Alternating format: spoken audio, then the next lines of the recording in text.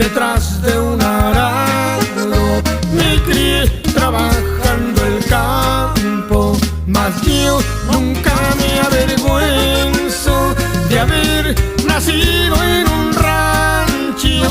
Allá tengo a mi familia y a gente que quiero tanto.